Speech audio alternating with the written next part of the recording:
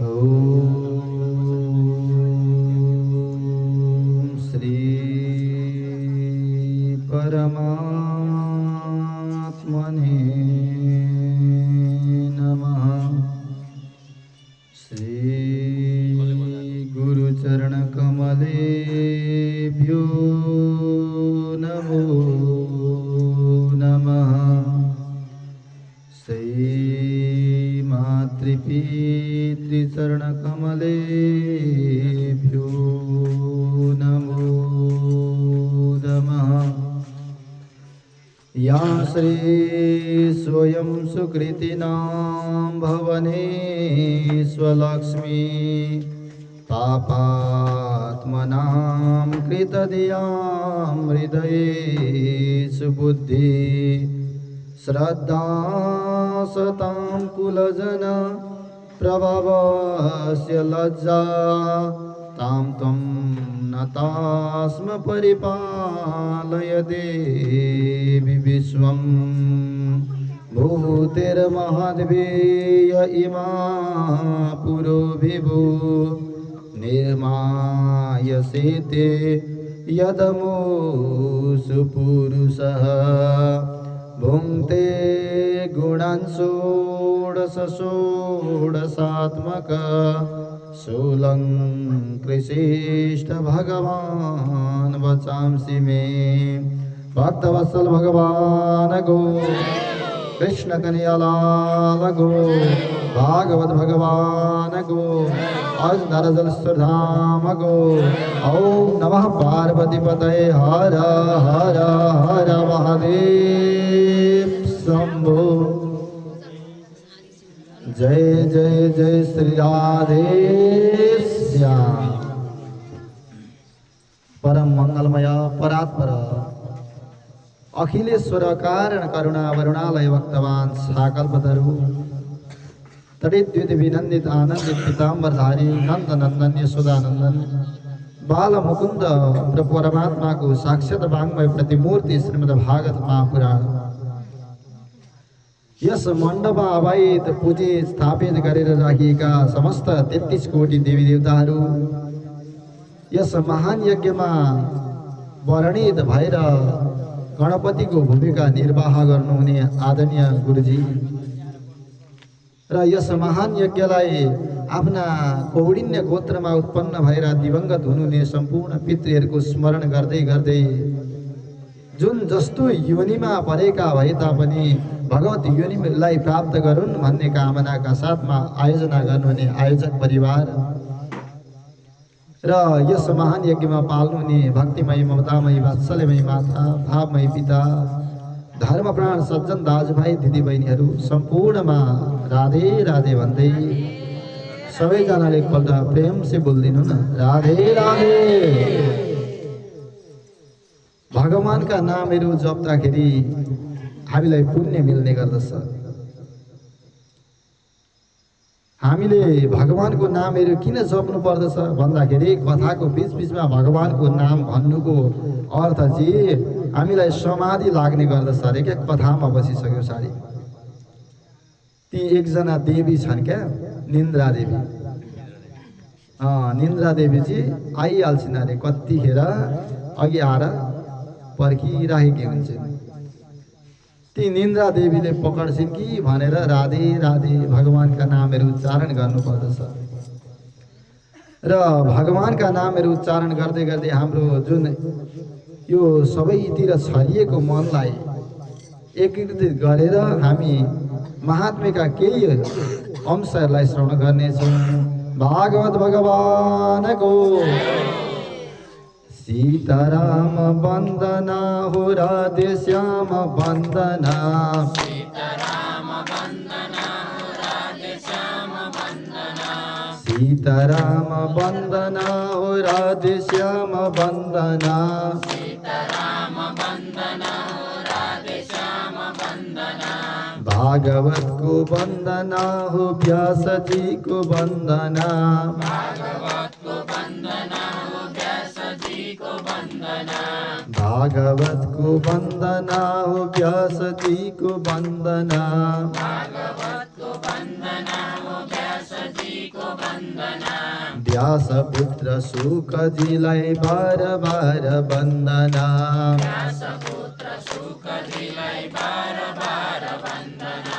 अञ्जनाको नन्दनलाई बार बार वन्दना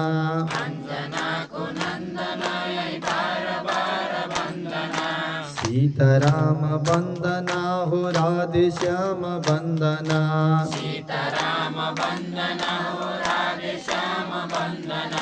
शङ्करको वन्दना हो गिरिजाको वन्दना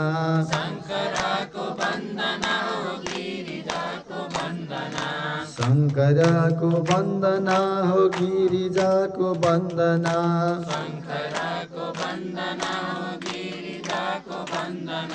गिरिजाको नन्दनलाई बार बार वन्दना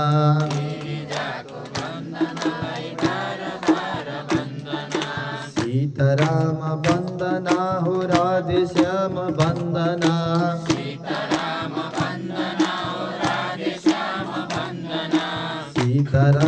वन्दना हो राधेश्याम वन्दना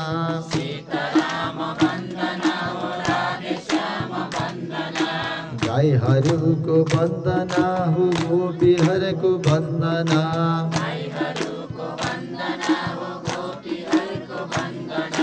राधिकाको चन्दनलाई बार बार वन्दना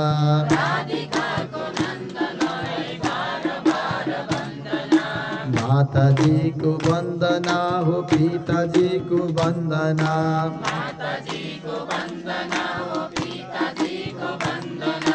रामकृष्ण गाउँ हाम्रो प्रभुजीको वन्दना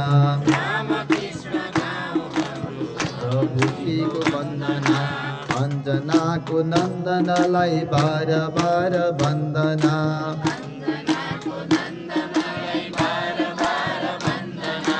सीताराम वन्दना हो राधेश्याम वन्दना सीताराम वन्दना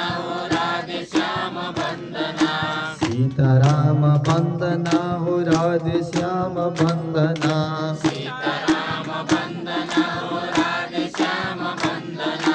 अञ्जनको नन्दनलाई बार बार वन्दना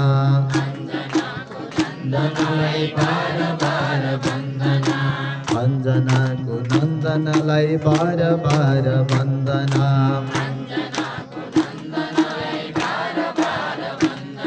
सीतारामचन्द्र भगवानको दिव्य भगवानको नाम मन्त्रलाई श्रवण गर्दै गर्दै हामीहरू हिजोका सत्रदेखि हिजोका दिनदेखि आरम्भ गरेर श्रीमद् भागवत महापुराणलाई श्रवण गरिरहेका छौँ। महात्म्यको सत्रमा उपस्थित भएका छौँ। समादरणीय सज्जन महानुभाव, हामीले महात्म्य भनेको के हो त भन्ने कुरा हिजोको सत्रमा श्रवण गरेका थियौँ। महत्त्वको विषयमा अब प्रथम अध्यायमा व्यासजी महाराजले सर्वप्रथम मङ्गलाचरण गर्दै भन्नुहुन्छ, सच्चिदानन्द रूपाय विश्वोत्पत्त्यादिहेतवे तापत्रय विनाशाय श्रीकृष्णाय वयं नमः।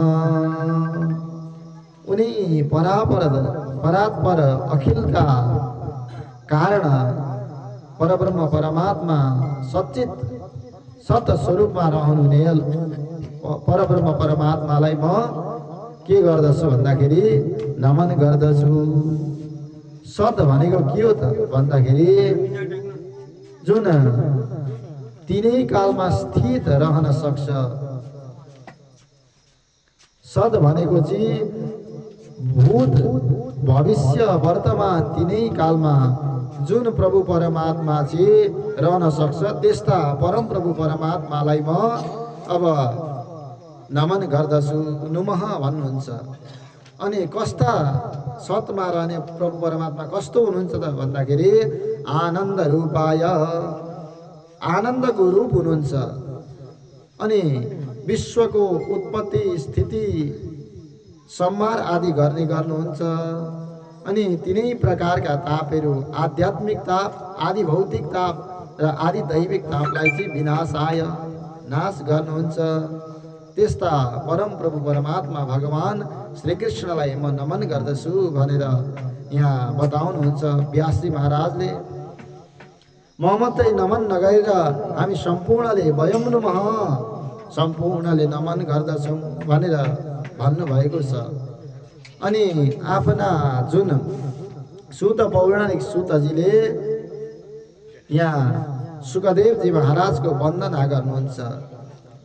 जुन जन्मिने बित्तिकै आफ्नो नाललाई काँधमा हालेर जङ्गलतिर जानुभएका दैपायन वेदव्यासका पुत्र सुखदेवजी महामुनिलाई नमन गर्दै भन्नुहुन्छ तम व्यास सर्वभूत हृदय मुनि मानतोस्मि। तपाईँ सम्पूर्ण भूत प्राणीको हृदयमा रहनेवाला, सम्पूर्ण भूत प्राणीको हृदयमा रहनेवाला तपाईँलाई हे मुनिजन म नमन गर्दछु भनेर यहाँ वर्णन गर्नुहुन्छ। अनि सुत पौराणिक सुतजीलाई सौनकादि 88,000 ऋषिहरूले प्रश्न गर्दै भन्नुहुन्छ अज्ञान ध्वन्त विध्वंस कोटि सूर्य समप्रभा सुताख्यायि कथा सारम मम कर्ण रसायनम। हे सुतजी, हामी यो संसारको अज्ञान रूपी अन्धकारमा रोमलिरहेका छौँ। तपाईँ त यो संसारमा त्यो अज्ञानलाई नाश गर्नका निमित्त करोडौँ सूर्यको समान ताप हुनुभएको छ। तपाईँमा त्यो सूर्यको समान ज्ञान रहेको छ, त्यो कुरा हामीलाई बताउनु हो। जुन कुन कुरा भन्दाखेरि त्यो कथाको सार, तपाईँले जुन कथालाई श्रवण गर्नुभएको छ त्यो कथाको सार बताउनु हो। मम कर्ण रसायनम, हाम्रा कानहरू त यो कथालाई श्रवण गर्नमा रसायमान भइरहेका छन्। भागवत भगवानको यस्ता प्रकारले सुत पौराणिक सुतजीलाई सौनकादि ऋषिहरूले प्रश्न गर्नुहुन्छ। अनि अगाडि अझै भन्नुहुन्छ जुन भक्ति ज्ञानलाई बढाउनका निमित्त, वर्धन गराउनका निमित्त अनि यो संसारी मायाबाट पार पाउनका निमित्त वैष्णवजनहरूले कसरी भगवानमा भक्ति लगाउँदछन्। क्रियते कथम, भगवानमा भक्ति मनलाई पुर्याउनका लागि वैष्णवजनले चाहिँ यो संसारी मायालाई कसरी जित्दछन्। यो घोर कली युग रहेको छ, जीवहरूले असुर योनिमा प्राप्त गरिसकेका छन्। क्लेशाक्रान्तस्य तस्यैव शोधने किं परायणम, त्यो शोधन गर्ने, त्यसलाई शुद्धि गर्ने विधि के हो त्यो कुरा बताउनु। अनि श्रेयमा श्रेय, पावनमा पावन कुरा के हो, कृष्ण भगवानलाई प्राप्ति गर्ने साधन बताउनुहोस्। जस्ता प्रकारले चिन्तामणि लोक सुखम, चिन्तामणिले लौकिक सुखलाई प्रदान गर्दछ। अनि सुरद्रु स्वर्ग सम्पदम, जुन प्रयत्सति गुरु प्रीतो वैकुण्ठम योगी दुर्लभम, एउटा कल्प वृक्षले स्वर्गमा भएको सम्पत्तिलाई प्रदान गर्दछ। अनि चिन्तामणिले लोकको सुखलाई प्रदान गर्दछ। अरे जस्ता प्रकारले कल्प वृक्षको फेदमा बसेर तपाईँले जे सोच्नु भयो नि त्यो कुरा पूर्ण भएर जान्छ। कल्प वृक्षको छेउमा बसेर तपाईँले जे मलाई धेरै धन सम्पत्ति भइदिने के हुन्थ्यो भन्नुभयो भने धन सम्पत्ति आउँछ अरे, ला होइन पो रहेछ कि क्या हो भनेर फेरि भूतले तर्साउँछ कि भनेर त्यस्तो सोच्नु भयो भने तर्साउन लाग्दछ अरे। भागवत भगवानको यस्तै प्रकारले अनि चिन्तामणिले लोकमा भएको सुखहरू दिन्छ अरे। अनि प्रयत्सति गुरु प्रीतो, गुरु प्रसन्न हुनुभयो भने वैकुण्ठम योगी दुर्लभम, योगीहरूले पनि प्राप्त नगर्ने ती अमलात्मा विमलात्मा योगीजनहरूले पनि हजारौँ हजार वर्ष त्यो आफ्नो शरीरलाई गलाएर तपस्या गर्दा पनि प्राप्त नगर्ने, योगीले पनि प्राप्त नगर्ने दुर्लभ वैकुण्ठ धामको प्राप्त हुन्छ अरे। यहाँनिर वर्णन गर्नुहुन्छ यस्ता प्रकारले। अनि सुत पौराणिक सुतजी भन्नुहुन्छ सौनकादि 88,000 ऋषिहरूलाई सम्बोधन गर्दै, हे ऋषीश्वर हो, तिमीहरू म प्रति यति प्रीति रहेको छ कि म अत्यन्त खुसी भएको छु। तिमीहरूको आफ्नो जुन कल्याण हुने कुरा मात्रै नभएर संसारको कल्याण हुने कुरा सोधेका छौ। प्रीति सौनक तित्ते यतो वच्मि विचार्य छ। तिमीहरूले विचार गर्यौ संसारको सम्पूर्ण मनुष्यको कल्याण हुने कुराको विचार गरेका छौ। अनि त्यो भक्तिलाई बढाउने एकमात्रै कारण हो कृष्ण सन्तोष हेतुकम। भगवान श्री कृष्णलाई सन्तोष बनाउने एकमात्रै कारण हो त्यो कुरा म बताउँछु। तर तदहम ते विदास्यामि सावधानतया शृणु। त्यो कुरा श्रवण गर्नुभन्दा पहिले चाहिँ सावधान भएर सुन।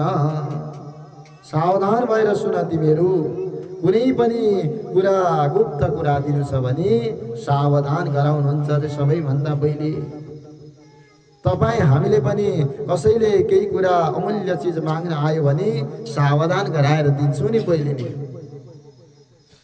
अब अमूल्य चिज रहेको छ, त्यस्तै प्रकारले यहाँ पनि भागवत श्रवण गराउनु भन्दा पहिले सौनकादि 88,000 ऋषिहरूलाई सावधान गराउँदै हुनुहुन्छ। अनि भन्नुहुन्छ काल ब्याल मुख ग्रास। काल रूपी ब्यालले मुखमा बेरिएको छँदो मनुष्यलाई चाहिँ यो जुन कलियुगमा चाहिँ श्रीमद् भागवतम शास्त्रम कलौकीरेण भाषितुम, कलियुगमा सुखदेवले भाषत गरिएको, सुखदेवले वर्णन गरिएको यो शास्त्र चाहिँ के हुन्छ अरे त भन्दाखेरि यसले जन्मान्तरे भवेत् पुण्यम तदा भागवतम लभेत्। यो श्रवण गर्दा चाहिँ सम्पूर्ण पुण्य प्राप्त भएर जान्छ। तर कस्तालाई श्रवण गर्न प्राप्त हुन्छ त भन्दाखेरि जन्म जन्मान्तरको पुण्यको पुञ्ज उदय भएपछि मात्रै हामीले श्रीमद् भागवत महापुराणलाई श्रवण गर्न पाउँछौँ। एक जन्मको मात्रै होइन, 100औं जन्मको पुण्य प्राप्त हुनुपर्दछ श्रीमद् भागवत महापुराण। यसरी आयोजना गरेर श्रवण गर्नका निमित्त भनेर यहाँ वर्णन गर्नुहुन्छ। समादरणीय सज्जन महानुभाव, यहाँनिर सुत पौराणिक सुतजीले सम्बोधन गर्दै बताएका प्रसङ्गहरू यहाँ जस्ता प्रकारले जब राजा परीक्षितलाई चाहिँ के भएछ त भन्दाखेरि अब श्राप लागिसक्यो पछाडि राजा परीक्षितले आफ्नो राज्यलाई छोडेर गङ्गा नदीको किनारमा गए। जब गङ्गा नदीको किनारमा गइसके पछाडि अब अत्रि भृगु आदि गरेका ऋषिहरू पनि त्यही नदीमा आए। नदीमा आएर अब त्यहाँ वार्तालाप हुन थाल्यो। त्यतिखेर सुखदेवजी महाराज आइपुग्नु भयो र कथा श्रवण गराउन थाल्नुभयो। जब कथा श्रवण सुरु भयो अनि त्यतिखेर चाहिँ परीक्षित महाराजलाई सुखदेवजी महाराजले कथा श्रवण गराइरहेको समयमा सुधा कुम्भम गृहीत्वैव देवास्तत्र समागमन् शुकं नत्वा वदन् सर्वे स्वकार्य कुशलासुरा। आफ्नो कार्य बनाउनमा कुशल रहेका देवताहरू अमृतको घडा बोकेर सुखदेव महाराजको समीपमा आएर नमन गर्न लागे, भन्न लागे राधे राधे। यस्ता प्रकारले भगवानका नामहरू उच्चारण गर्दै सुखदेवजी महाराजलाई सम्बोधन गर्न लागे। अनि भन्छन् सुखदेवजी महाराजलाई जुन आफ्नो कार्य बनाउनु छ नि त देवताहरूले, हे सुखदेव गुरुदेव, तपाईले यो अमृत पान गराइराख्नु भएको छ, भागवत पान गराइराख्नु भएको छ। यो राजा परीक्षितको 7 दिनमा मृत्यु लेखेको छ, तक्षकले टोकेर उसको मृत्यु हुन्छ। हामीले अमृतको कलश ल्याएका छौँ, यो अमृत परीक्षितलाई खुवाइदिनु हो। त्यसको साथमा चाहिँ हामीलाई श्रीमद् भागवत महापुराण श्रवण गराइदिनु हो भनेर देवताहरूले पनि मागे अरे। जब मागिसके पछाडि अनि सुखदेवजी महाराजले विचार गर्नुभयो यिनीहरू आफ्नो कार्य बनाउन आएका छन् भनेर। अनि उहाँले भन्नुहुन्छ वसुधा कथा लोके पकाच कमडेर महान ब्रह्मरातो विचार्यैव तदा देवाञ्जहासः। सुखदेवजी महाराजले भनिदिनु भयो यो श्रीमद् भागवत महापुराण कुन यो चाहिँ अत्यन्त उत्तम मणि रहेको छ। यो तिमीले ल्याएको अमृत चाहिँ एउटा सिसा रहेको छ, कहाँ यिनीहरूको तुलना मिल्छ र भनेर ब्रह्मरातो विचार्यैव सुखदेवजी महाराजले विचार गर्नुभयो र देवतालाई हप्काएर त्यहाँदेखि पठाइदिनु भयो। तिमीहरू अभक्त रहेछौ, तिमीहरूले चाहिँ आज एउटा व्यापारी र ग्राहकको सम्बन्ध बनाउन आयो।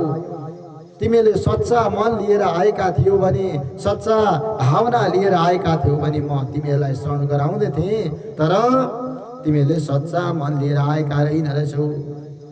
किनबेचको यो कुरा भयो, तिमीहरूलाई म दिदिनँ भनेर हप्काएर पठाउनु भयो सुखदेवजी महाराजले। तत्पश्चात यो कुरा सत्यलोकमा गएर फैलिन लाग्यो। अब हामी त परीक्षितलाई श्राप लागेको छ अरे, देवताहरूले ब्रह्माजीलाई गएर भन्न लागे परीक्षितलाई श्राप लागेको छ अरे, सुखदेवले भागवत श्रवण गराउँदैछन् अरे भन्ने सुनेर गएका, अमृतको कलश लिएर गएका थियौँ। त्यो अमृतको कलश पनि नराखिकन हामीलाई त सुखदेवले खेदाए। भनिसके पछाडि ब्रह्माजीले भन्नुभयो, हेर अब ब्रह्माजीले चाहिँ विचार गर्नुभएछ, अब 7 दिनको त समय हो, हेरौँ न के हुँदो रहेछ, अनि त्यस पछाडि विचार गरौँला। समय बित्दै गयो, 7 दिन पूर्ण भइसकेछ। त्यो दिव्य विमानमा राजा परीक्षित गएको देखिसके पछाडि ब्रह्माजीले राज्ञो मोक्षम तथा भिक्ष पुरा धाता विस्मित, ब्रह्माजी पनि विस्मित हुनुभयो अरे। अनि एउटा तराजु लिएर जुन धर्मशास्त्रहरूको जुन फल रहेको थियो त्यो फललाई एकपट्टि तौलिन लाग्नुभयो र श्रीमद् भागवत महापुराणलाई एकपट्टि तौलिन लाग्दाखेरि मेनिरे भगवत रूपम शास्त्रम भागवतम कलो, त्यो श्रीमद् भागवत महापुराणको जुन फल रहेको थियो, श्रीमद् भागवत महापुराण जुन थियो त्यही नै गरुङ्गो हुन भयो। यस प्रकारले गर्दाखेरि यो कलियुगमा रहेर चाहिँ श्रीमद् भागवत महापुराण नै अत्यन्त उत्तम रहेको छ। यसले प्रेत पीडा विनाशिनी, प्रेतको पीडालाई र संसारी मनुष्यलाई कल्याण गराउँदछ भनेर यस्ता प्रकारले श्रवण गराउनुहुन्छ। अनि यहाँनिर अब सूत पौराणिक सूतजीले सौनकादि 88,000 ऋषिहरूलाई बताएका प्रसङ्गहरू। सनकादि पुरा प्रोक्तम नारदाय दया परे, सनकादि कुमारहरूले चाहिँ नारदजीलाई दया गरेर श्रवण गराएका प्रसङ्गहरू म तिमीलाई श्रवण गराउँदछु भन्दाखेरि सौनक ऋषिले प्रश्न गर्नुहुन्छ, हे प्रभु, नारद महामुनि त 2 क्षण पनि एक ठाउँमा विश्राम गर्न सक्नु हुँदैन थियो। एउटा गोदोहनको समय मात्र उहाँ बस्नुहुन्थ्यो।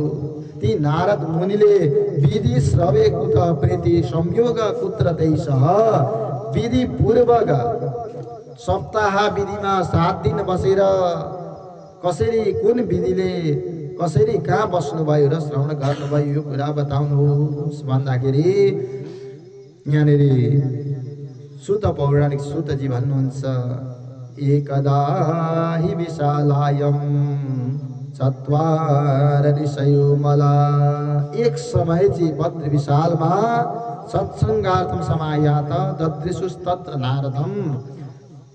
सनक आदि कुमारहरू, सनक सनन्दन सनातन सनत कुमारहरू चाहिँ सत्सङ्गका निमित्त नै राख्नु भएको थियो। बद्र विशाल क्षेत्रमा जाँदै हुनुहुन्थ्यो। नारद महामुनि पनि सत्सङ्ग गर्नका निमित्त यताबाट जाँदै हुनुहुँदो रहेछ। कुनै कुराको खोजीका निमित्त नारद महामुनि जाँदै हुनुहुँदो रहेछ। त्यहाँ 2 नारद महामुनि र सनकादि कुमारको 2 को भेट भयो। भेट भइसके पछाडि कुमारहरूले सोध्न लागे नारदजीलाई, हे नारदजी, आज तपाईँ अत्यन्त चिन्तित हुनुहुन्छ। कथम ब्रह्मन दीनमुख, तपाईको मुख के भइरहेको छ? एउटा संसारी मनुष्यको धन सम्पत्ति हराएको जस्तो अनुहार लिएर हिँडिराख्नु भएको छ। मनुष्यको जुन हामीले गरेका कर्मको फल हुन्छ नि, हामीले कस्तो आज को खुसी छ को दुखी छ भन्ने कुरा हाम्रो अनुहारले बताउने गर्दछ। त्यस्तै प्रकारले नारदजीको पनि मलिन अनुहार पारेर नारदजी जानु भएको रहेछ। अनि सनकादि कुमारहरूले सोध्नुहुन्छ, के चिन्ता पर्यो हे नारद, तपाईँ त सन्तहरूको पनि शिरोमणि हुनुहुन्छ, तपाईँलाई के चिन्ता परेर तपाईँ यसरी आउनुभयो भन्दाखेरि चिन्ताको कारण के बताउँ र म पृथ्वीमा घुम्न गएको थिएँ। ज्ञातोत् सर्वोत्तमामिति, त्यो पृथ्वी चाहिँ सर्वोत्तम हो, मोक्षदायिनी पृथ्वी हो भनेर म पृथ्वी घुम्न गएँ। कहाँ गएँ त भन्दा पुष्कर गएँ। अनि पुष्करमा जान आनन्द हुन्छ कि भनेर पुष्कर गएँ। त्यहाँ पनि जुन आनन्द थियो त्यो आनन्द रहेन रहेछ। अनि प्रयागमा गएँ, प्रयागराजमा, अनि काशीमा गएँ, गोदावरी गएँ, त्यस्तै हरिक क्षेत्र कुरुक्षेत्र घुम्दै घुम्दै श्रीरङ्ग सेतु बन्धन आदि गर्दै तीर्थहरूमा भ्रमण गरेँ। अब भ्रमण गर्दै गर्दै जाँदै क्रममा कलिना धर्ममित्रेण धरेयम बाधिताधुना, कलिको धर्मले यस्तो व्याप्त भइसकेको रहेछ कि पृथ्वीमा त सत्य छैन। सत्यता कसैले पनि कुनै कुराको सत्यता बोल्दैन। सत्यम नास्ति तप शौचम दया दानम न विद्यते। सत्यता एक सत्य बोल्यो भने 7 असत्य बोल्न लाग्दछ। अनि त्यो सत्य नभइसके पछाडि कसैमा तप छैन, कसैमा जप ध्यान छैन, शौच छैन, शुद्धता छैन, दया छैन, दाक्षिण्यता छैन। यस्ता प्रकारले कलियुगका मनुष्यहरू त उदरम भरिणो जीवा बराका कूटवासिण। उदरम भरिणो जीवा, ती जीवहरू त आफ्नो पेट पाल्नलाई मात्रै बाँचेका रहेछन्। बिचारा कूटवासिण, झुटो बोलेर मात्रै आफ्नो जीवन चलाउँदै रहेछन्। मन्द भाग्य पनि मन्द भइसकेको रहेछ। अनि मति पनि मन्द भइसकेको रहेछ। बुद्धि पनि मन्द भइसकेको छ। दीर्घकालीन कुराहरू सोच्न सक्दैन। अनि मन्द भाग्य विपद्रुता, उसले गर्ने कर्महरू पनि पाखण्ड गर्न लागिरहेको छ। पाखण्ड कर्म गर्न लाग्दछ। जस्ता प्रकारले मैले जति जानेको कसैले पनि छैन, मैले जति बुझेको कसैले पनि छैन, घमण्ड गर्न लाग्दछ। जस्ता प्रकारले घमण्ड भनेको यस्तो चिज हो सजन, घमण्डले मान्छेलाई माटामा मिलाएर छोड्छ। अब घमण्ड जसमा पनि हुन सक्छ। अलिकति विद्या अध्ययनलाई गरेको छ अनि अलिअलि जानेको छ भने उसमा विद्याको घमण्ड हुन्छ अरे। मैले जति कसले पढेको छ र भनेर। अलिक राम्री स्त्री छन्, कन्या छिन् भने उसलाई रूपको घमण्ड हुन लाग्दछ। उनले भन्छन् म जति राम्रो यो गाउँमा को छ र। अब रूपको घमण्ड हुन लाग्यो। अलिकति आफ्नो पाखुरामा बल छ, अलिकति बलवान छ भने उसले भन्न लाग्दछ म जति बलवान को छ र। 2-4 वटा रूप त त्यत्तिकै ढाल्दिन्छु भन्न लाग्छ अरे। अनि अब अलिअलि समाज सेवा गर्न लागेको छ, समाजको कल्याणका निमित्त हिँडेको छ। समाजका कल्याणका निमित्त हिँडेको व्यक्तिले म जति समाज सेवा गर्न कसले सकेको छ र। म एक्लैले यत्रो समाजको सेवा गरेर भ्याएको छु, अरू कोही पनि छैन भनेर यस्ता प्रकारले कलियुगमा यहाँ बताउनुहुन्छ। यसरी मान्छेहरूको बुद्धि मन्द भइसकेको छ। बुद्धि चाहिँ मन्द भएको, जुन दीर्घकालीन कुराहरू मैले के गर्न सकेको छु र मैले जति गरेँ उनी भगवान प्रभु परमात्माले दिएको कार्यले गर्दाखेरि मैले केही गरेको छु। विचार गरौँ त, हाम्रो अङ्ग हाम्रा अङ्गहरू छन्, शरीरहरू रहेको छ। हामीले जन्मेर अहिलेसम्म त्यो परमात्मालाई के दिन सक्यौँ? हामीलाई यो जन्म दिनुभएको छ, मनुष्य चोला दिनुभएको छ। मनुष्य चोला दिएर पनि हामीले भगवान्लाई केही दिन सकेका छैनौँ। ती माथि मैले जन्म लिएर आएन, यस्तो गरेँ उस्तो गरेँ भनेर घमण्ड गर्न लाग्दछौँ। अनि यहाँनिर मन्द बुद्धि भएका कारणले गर्दाखेरि यस्तो गर्यौँ अरे हामीले। अनि अब सन्त जनहरू त छन्, सन्त भएर बस्दछन्, तर सन्तहरू कस्ता सन्त भन्दा पाखण्ड निरता सन्त, पाखण्ड प्रवृत्ति अपनाइरहेका छन्। जस्ता प्रकारले हामी पशुपतिमा जान्छौँ नि, काठमाडौँ पशुपतिमा देख्नु भएको छ होला, पुरा खाइरहेका हुन्छन् अनि गयो भने नमः शिवाय भन्न लाग्दछन्। काशीमा पनि त्यस्तो देखिन्छ। कुनै पनि लतद्वारा कुनै पनि मादक पदार्थ आदि सेवन गरेर उनीहरूले जति नै तपस्या गरे तापनि त्यो तपस्याको फल प्राप्त हुँदैन। जस्ता प्रकारले उनीहरू नशामा तपस्या गर्ने गर्दछन्। सन्तहरू पाखण्ड भयो अरे क्या कलियुगमा। अनि विरक्त सपरिग्रह, विरक्त सन्तहरू अब जस्ता प्रकारले आश्रममा जानुभएको, विरक्तको आश्रम भनेर लेखेको छ, तर सपरिग्रह आफ्ना पत्नी छोराछोरी भएर बसेका छन्, तर विरक्त सन्त महात्माको घरमा। यसरी यो कलियुगमा यस्तो प्रवृत्ति आइसकेको छ। अनि तरुणी प्रवृत्ता गेहे स्यालको बुद्धिदायक, भक्तवत्सल भगवानको यस्ता प्रकारले तरुणी प्रभुता गेहे घरमा चाहिँ अब दिदीको जुन आफ्नो घरमा चाहिँ कस्तो हुन्छ अरे त भन्दाखेरि घरमा चाहिँ पत्नीको सबैभन्दा ठुलो चल्छ अरे। परिवारमा पत्नीले भनेको चाहिँ सबै मान्नुपर्छ अरे। अनि अब हामीले कुनै कार्य गर्न लाग्यौँ नि, ठुलो कार्य गर्नु छ भने हामीले दाजु भाइ काका बढीबा बोलाएर घरकालाई सल्लाह गर्नुको साटो स्यालको बुद्धिदायक साला जेठानलाई सोध्नुपर्छ अरे। यो कलियुगमा यस्तो भागवतले पनि यसरी बताएका छन्। स्यालको बुद्धिदायक, स्यालाबाट जेठानबाट हामीले बुद्धि लिने गर्छौँ अरे क्या। हाम्रो शास्त्रले भनेका छन् काका बढीबा हाम्रा घरका अग्रज दाजुभाइ भेला भएर सल्लाह गरेर कार्य गर्नुको साटो यसरी कलियुगमा हुन्छ अरे। राधे राधे। अनि कलियुगमा चाहिँ न योगी छन्, न सिद्ध छन्, न ज्ञानी छन्, कुनै पनि सम्पूर्ण आफ्नो ज्ञान पनि सकिएर गएको छ। सिद्धता पनि जुन सिद्धतामा हुनुपर्ने सिद्ध रूप हो त्यो पनि छैन। यस्ता प्रकारले नारद महामुनि विरक्तको शिरोमणि हुनुहुन्थ्यो। यस्तो देखेर मनमा चिन्ता गर्दै गर्दै अब पुष्करमा हरेक क्षेत्रमा पो यस्तो रहेछ त।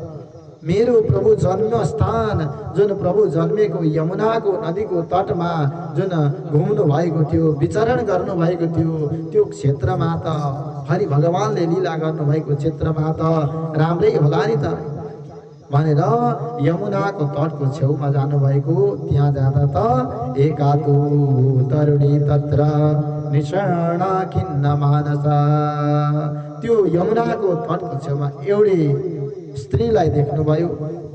अनि ती स्त्री चाहिँ बसिरहेकी छन्। दुईटा छेउमा साथमा वृद्धहरू लडिरहेका छन्। अनि यसो विचार गर्नुभयो, वृद्धौँ पतितौ पार्श्वे, ती दुईटा वृद्ध भएका पतिहरूलाई जुन वृद्धता भएर लडेका पुरुषहरूलाई हेरेर नारदजी भन्नुहुन्छ के भएछ भनेर यसो जानु पर्यो भनेर जान लाग्नु भएको। नारदजी अलिक परतिर दुई पाइला सार्नु भएको थियो। विचार गर्नुभयो यो कलियुग त ठिक छैन हे, साधु सन्त भन्दैन कलियुगले भनेर विचार गर्नुभयो। फेरि फर्किन लाग्नुभयो नारद महामुनि। फर्किन लाग्नुभयो र फर्केर अलिक ओरतिर आइपुग्नु भएको थियो। ती बालोले भन्दछन् भो भो साधु क्षणम तिष्ठ, तपाईँ साधु हुनुहुँदो रहेछ, सन्त हुनुहुँदो रहेछ। हे साधु, तपाईँ एकछिन पर्खिनुहोस् न, एक क्षण भए पनि बसिदिनुहोस् न। म चिन्तामपि नाशय, मेरो चिन्तालाई पनि नाश गरेर जानुहोस् हे प्रभु। तपाईँ जस्ता सन्त विरक्त शिरोमणिको दर्शनले मात्रै पनि सम्पूर्ण पाप नाश भएर जान्छ। तपाईँ बस्दिनुहोस् भनेर उनले बोलाउन लागेन। अनि नारद महामुनि सोध्नुहुन्छ, तिमी को हो?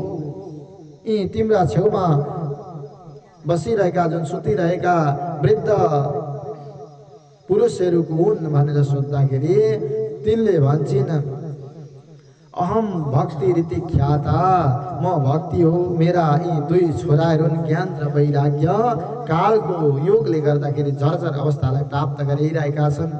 मेरा छेउमा गङ्गा आदि नदीहरूले सेवा गरिरहेका छन्। अनि यी मलाई सेवा गर्ने गङ्गा आदि नदी गरेका हुन् भनेर यस्ता प्रकारले भक्तिले भन्दछन्। अनि म उत्पन्न भएको थिएँ द्रविड देशमा, वृद्धि भए कर्नाटकमा, अनि महाराष्ट्र हुँदै हुँदै जीर्णधाम गतः महाराष्ट्र आदिमा म बुढी भएँ। मेरा छोराहरू युवा अवस्था प्राप्त भएका थिए। वृन्दावन पुनः प्राप्य नवीन स्वरूपिणीम, वृन्दावन आइसके पछाडि मेरो स्वरूप त नवीन भनेको युवती अवस्थामा प्राप्त भयो, तर मेरा पुत्रहरू वृद्ध अवस्थालाई प्राप्त गरे। हे सन्तजन, तपाईँ नारदजी हुनुहुँदो रहेछ। तपाईँले मेरो दुःखलाई नाश गरिदिनुहोस्, नत्र म यो स्थानलाई छोडेर विदेश जानेछु। इदम स्थानम परित्यज्य विदेशम गम्यते मया, म विदेश जानेछु, यो ठाउँलाई छोड्नेछु भनेर यस्ता प्रकारले भक्तिले भन्दछन्। अनि बद योग निधेति मन कारणम छात्र किम भवेत्, यस्ता प्रकारले भक्ति महारानीका साथमा नारद महामुनिको वार्तालाप हुँदै आउँछ। अनि नारद महामुनिलाई भक्तिले अब योग निधि हुनुहुन्छ, हे प्रभु तपाईँले कारणम छात्र किम भवेत्, यो मेरा दुईटा छोराहरू चाहिँ वृद्ध हुनुको कारण के हो त भन्दाखेरि नारद महामुनिले भन्नुहुन्छ, लुप्त सदाचारो योग मार्ग तपांसी छ। अहिले पनि वृन्दावनमा भक्ति चाहिँ अहिले पनि जीवित रहेको कारण, जुन युवा अवस्था भएको कारण भक्ति चाहिँ अहिले पनि वृन्दावनमा छ। ज्ञान र वैराग्य चाहिँ हराएर लुप्त भएर गयो। त्यही कारणले गर्दाखेरि तिम्रा पुत्रहरू वृद्ध भएका हुन् भनेर धन्यम वृन्दावनम तेन भक्तिर नृत्य यत्र छ, वृन्दावन धन्य रहेछ, भक्ति भए पनि नृत्य गर्दै डुलिरहेकी छिन् भनेर नारद महामुनिले बताएका प्रसङ्ग यहाँ बताउँदै जानुहुन्छ। अनि भक्तिले फेरि सोद्धछन्, सर्वसारम पुत्र कतो महान, यो कलियुगको सार चाहिँ कसरी नाश भएर गयो त भनेर भन्दाखेरि नारद महामुनि भन्नुहुन्छ, जब यदा मुकुन्द भगवानले जब यस धराधामलाई त्यागेर स्वधाम जानुभयो, जुन दिन तद्दिनाथ कलिरायात सर्वसाधन बाधक, त्यही दिनबाट कलिले प्रवेश गर्यो। जब प्रवेश गर्यो, राजा परीक्षितले दिग्विजय गर्दै जाने क्रममा कलिलाई देखेर निग्रह गर्न लाग्नु भएको थियो। कलिले शरणमा परेर आफ्नो शरण माग्न थालिसके पछाडि कलिलाई एउटा मात्रै गुण देखेर कलौ केशव कीर्तनाद तत्फलम लभते सम्यक कलौ केशव कीर्तनाद, जुन फल चाहिँ यत फलम नास्ति तपसा, तपद्वारा अनि योगद्वारा अनि त्यो फल चाहिँ प्राप्त गर्न सकिँदैन थियो भने पनि कलियुगमा भगवान केशवको नामको कीर्तनले मात्र पनि त्यो फललाई प्राप्त गरिन्छ। त्यही कलिको युगमा कीर्तन नै विशेषता भएका कारणले गर्दाखेरि राजा परीक्षितले पनि कलिलाई स्थापना गर्नुभयो। अनि कलियुगका यहाँ तपस्सारस तत्वगतः सारहरू गएका कुराहरू, अनि अतस्तु पुण्डरीकाक्ष सहते निकटे स्थित, यो कलिले आफ्नो आधिपत्य जमाएका कुराहरू यहाँ वर्णन गर्नुहुन्छ। अनि भक्तिले भन्छन्, सुरर्षे त्वमिदञ्जोषि मद्भाग्येन समागता, तपाईँको दर्शनले गर्दाखेरि मैले पनि मेरो कल्याणलाई प्राप्त गरेँ, मेरो भाग्यले गर्दाखेरि तपाईँ आइदिनु हो हे प्रभु। साधुको दर्शनले मात्रै पनि सम्पूर्ण सिद्धिलाई प्राप्त गरिन्छ। तपाईँको जय हो। जस्ता प्रकारले तपाईँको वचनले गर्दाखेरि प्रह्लादले, कयादु नन्दन प्रह्लादले पनि आफ्नो परम पदलाई प्राप्त गरेका थिए र तपाईँकै वचनका कारणले गर्दाखेरि ध्रुवले पनि त्यो ध्रुवलोकलाई प्राप्त गरेका थिए। 36,000 वर्षसम्म राज्य गरेका थिए। त्यस्तै प्रकारले तपाईँको दर्शनले गर्दाखेरि आज पनि म धन्य भएको छु हे नारद महामुनि भनेर यस्ता प्रकारले श्रीमद् भागवत महापुराणको प्रथम अध्यायको महात्म्यको सत्रलाई यहाँ पूर्ण गर्नुहुन्छ। भागवत भगवानको हामीले पनि यस कौडिन्य गोत्रमा उत्पन्न दिवंगत हुनुहुने सम्पूर्ण कुल व्यक्तिहरूको उद्धारको कामना गर्दै गर्दै भागवतको प्रथम अध्यायलाई महात्म्यका सत्रलाई श्रवण गरेका छौँ। उनी प्रभु परमात्मा सर्वान्तर्यामी परम पद प्राप्त गर्नुहोस् भन्ने कामनाका साथमा हामीले महात्म्यको सत्र यही अन्त्य भएको जानकारी गराउँदै ओम यो कार्यलाई अब हामी भजन कीर्तनमा अगाडि बढाउनेछौँ। अब भजन कीर्तन हामीले श्रवण गर्दै गर्दै अनि हाम्रो कार्य पूर्ण गरेर हामी यहाँदेखि बिदा हुनेछौँ। राधे राधे राधे राधे।